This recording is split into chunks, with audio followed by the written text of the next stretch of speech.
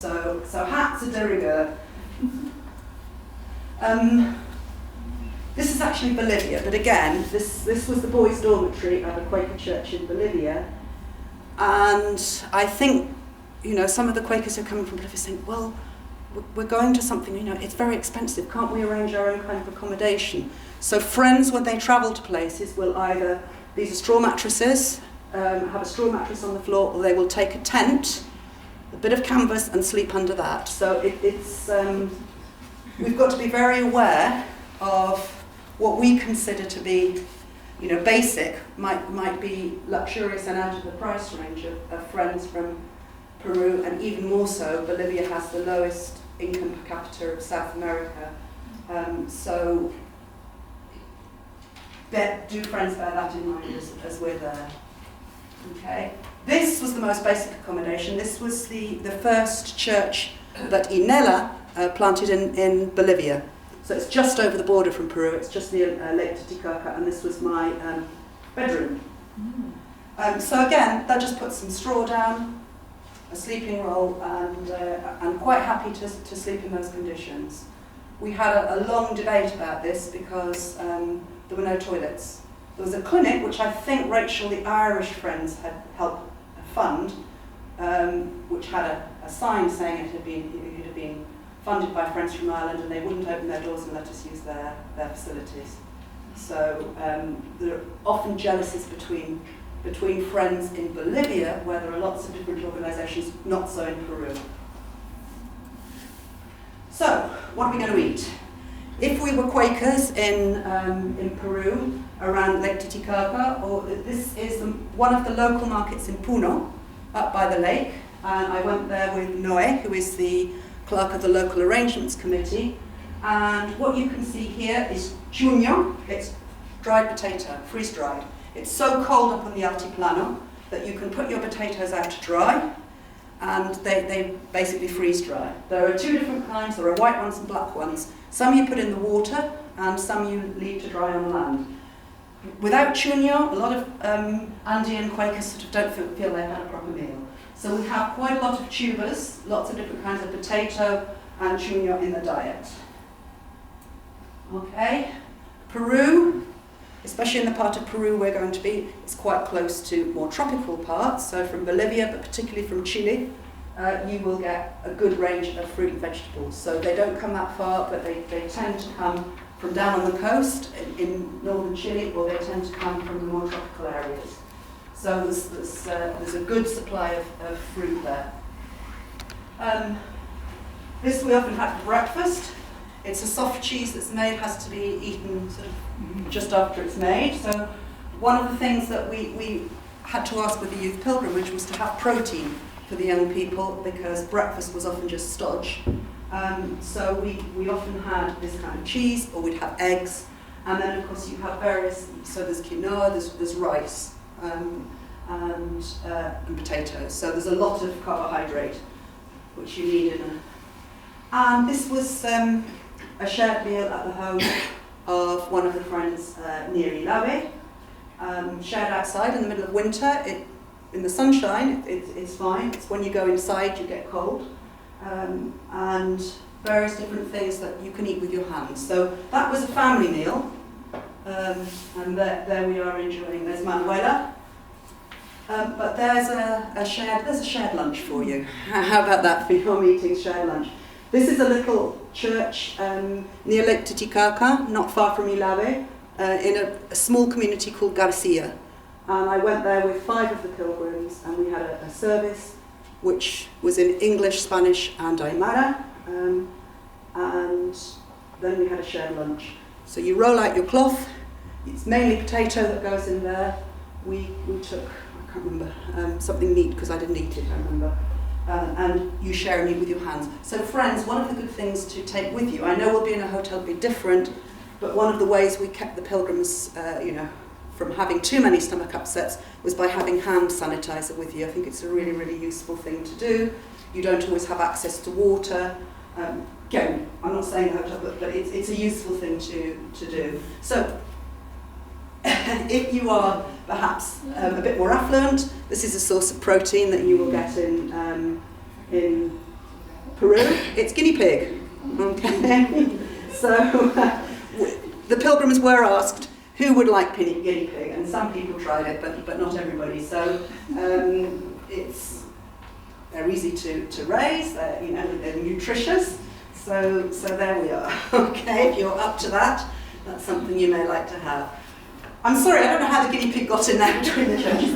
This is the church. This is the Church of Garcia, and you can see the small community that worship there. Right, it seemed to me in the middle of nowhere, up a track, but friends walk to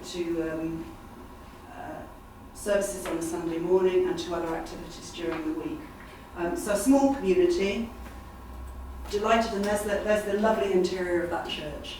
So no electricity, just an oil lamp and posters illustrating things from the Bible on the wall. It was a beautiful and a wonderful community to visit. In the cities, in the centre of the cities, friends will usually have a larger church. This is the central church in Tacna, down near the coast, and they tend to be just sort of concrete. I'll show you what they grow from. So that was an activity that the pilgrims did with young friends in quite a big space that also had sort of cooking facilities and toilets and so on. But this is how they start off. You build your own church. This is just on the outskirts of Arequipa. This was one of the service projects the pilgrims did. And again, with my sort of European hat on, and I was thinking, right, what happens? What about health and safety here? Asking some of the pilgrims to pick up a pickaxe or move bricks. But basically, you start from zero, you get your land, right on the edge of the city and in a poor community, an expanding city, and you build your church. So, and that's what the church looks like when it starts off. So you start off with that. We were building the Sunday school next door, and then when you have the money and when you have the people power, you'll pull it down and build something a little bit more permanent with better facilities. But this is it. It's literally, let's build our church. For a contrast again, we're going to have Quakers with us from Bolivia. You will find much older and longer established churches. So this is Unión Boliviana, okay, one of the Quaker groups that is affiliated to FWCC. One of the interpreters, young man who you saw with his guitar in Gretchen's presentation before, belongs to this group. And this is up in El Alto in La Paz. So larger churches and a greater variety of evangelical friends. So this is a holiness church, okay, huge church, and this was a group of pilgrims one Sunday morning that visited here. Now, we have a testimony to equality. That's interesting, isn't it? There are the men seated on benches with the rugs. I was offered a chair and I said, no, I'm going to stay with the women, and that was the view that I had from my... So this is a holiness church. This is Santidad Amigos. There's always a divide between the friends on the bench, as it were, or the friends on the floor, and the pastors or the people. So there's always that kind of division, which is perhaps you won't find that in Peru. Okay, in Ela, in Bolivia, and in Peru, it's much more informal, the arrangement. But this is something here. I was asked at 20 minutes' notice to give a sermon here, and they did a roll call. There were, I think, 345 friends.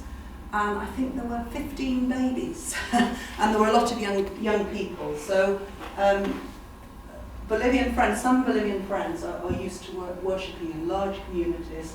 And again, you can see that the women are mainly from the, all here from the indigenous Aymara community. They take outreach very seriously. And this is a church in Bolivia. This is down in Santa Cruz, but inviting the local community in, so taking the gospel to people, and they found that a good way to take the gospel to people was to invite them into their church. So they took the church out into the garden. They had an afternoon of activity for the community, washing and cutting people's hair, painting their nails, doing various things for them, and then we had a joint service. So there are some things that are very different, certainly the way that the Quaker message, which is very much the gospel message, is taken out. People are very, very upfront about what they believe and how they believe it.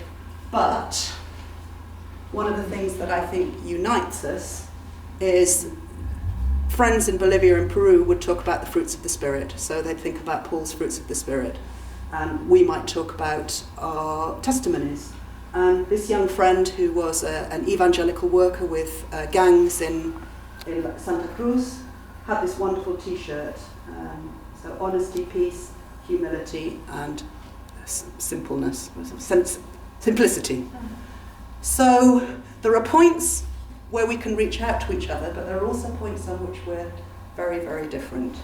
And I think I've got one more because, of course, we are going to be in the wonderful surroundings of the Andes, so we're going to be surrounded by creation, and creation's part of the theme. Creation waits with eager longing for the revealing of the children of God. So the fact that we're going to be in the Sacred Valley, which is very, very special meaning, not so much for Quakers, but certainly for Peru as a whole, for Peruvian cultural identity, I think is very important.